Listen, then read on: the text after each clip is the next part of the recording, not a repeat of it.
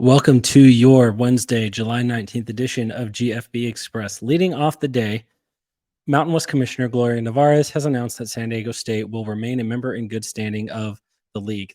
This all started a month ago when San Diego State sent a letter that said that they intended to resign from the conference, and the conference said, we're considering this your formal resignation.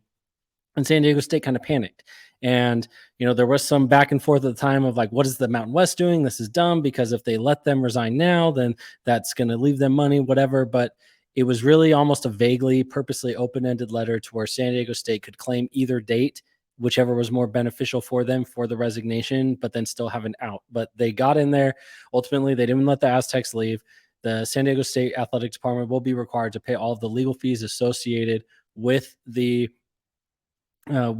whole fiasco, and they will stay in the league. Now, I'm a little bit surprised that they didn't put some further penalty or stipulation on this, because this is the second time that the Aztecs have done this. They did this 10 years ago or 11 years ago now, when they had committed to the Big East with Boise State, and then they both backed out and decided to return to the Mountain West.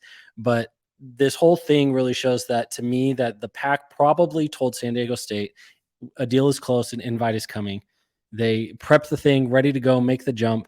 And I mean, look at this screenshot behind me. They're clearly ready to be a Pac-12 program based on their attendance. And they got ready to make that jump, but then nothing was there. The invite didn't come, and they kind of panicked. And by giving it out, pushing this out till July 17th, it almost gave the Pac-12 like time to kind of scramble a little bit, to where they could have settled for maybe more than the 17 million, but less than the 34, and everyone kind of wins. But now it is in writing that, they are holding them to where if they try to leave before next season, it is definitively going to be after that June 30th deadline, and it will cost them $34 million if they want to be playing in the Pac-12 next season. So this definitely gives them at least, and probably until 2025, if they're going to join the Pac.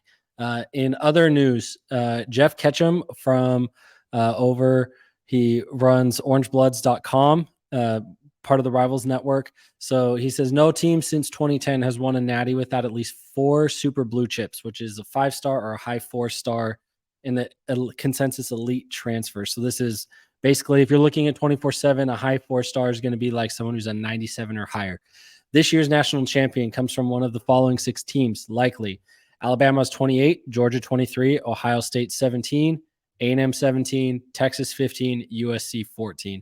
I think it's been pretty standard now that it's, the CFP selection. I think I'm pretty across the board for pretty much everyone is some combination of the 5 teams of USC, Texas, Ohio State, Georgia, and Alabama, depending on how things shake out in the SEC title game. I don't know if we'll see Alabama and Georgia both in the playoff again, and depending on if USC's offense or defense can actually stop someone, but if their offense may be able to score 60 points a game, and stopping someone may not matter.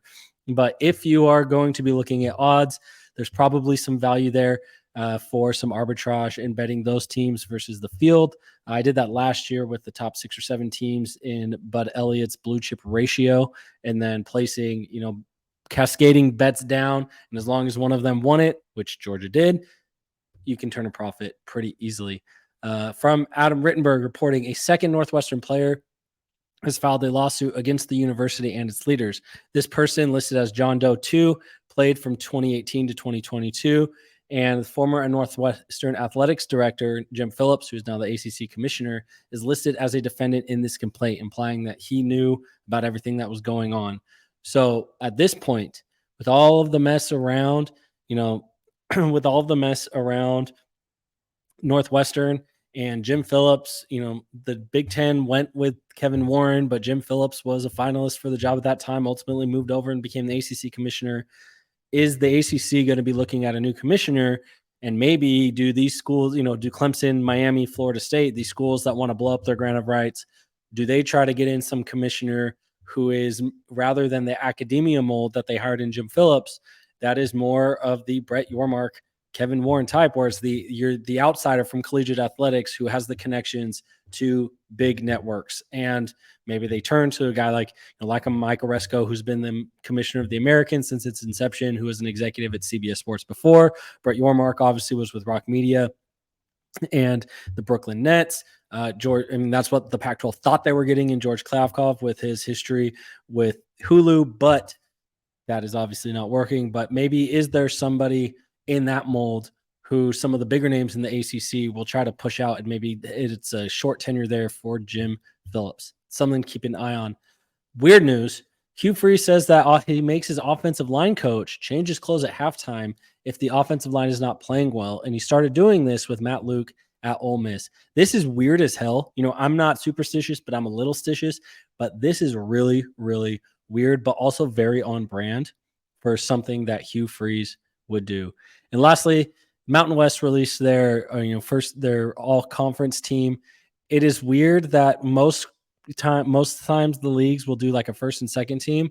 Mountain West is only doing a first team, which is weird. The thing that sticks out to me on this is that George Holani, who is a very good, might be one of the best G5 running backs. He has been a staple in the Boise State offense since his freshman year, and he was wanted by a lot of P5 schools.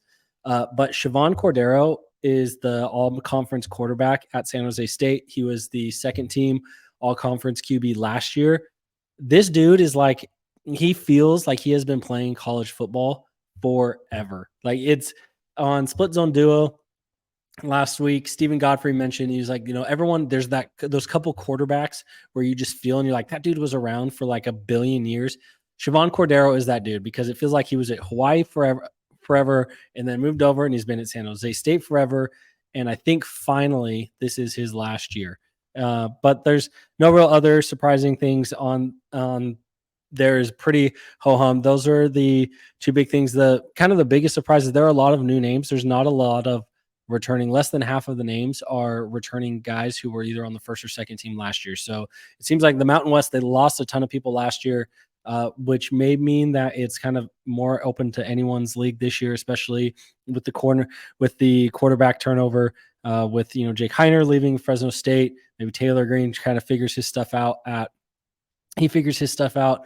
Boise State, had them rolling down the stretch last year. So the Mountain West should prove to be a fun league, but it still suffers from the same issue that the Pac-12 has, where most of the leagues schools don't have big fan bases, and they're on the West Coast where it's an afterthought after everyone's asleep. So there will be a few good matchups coming out of the league. And if San Diego State could ever figure out how to score some points, they could honestly run that league with the amount of talent around them. But for some reason, Brady Hoke can never find a quarterback worth a damn and cannot find any type of offensive production at any school that he's really ever been at.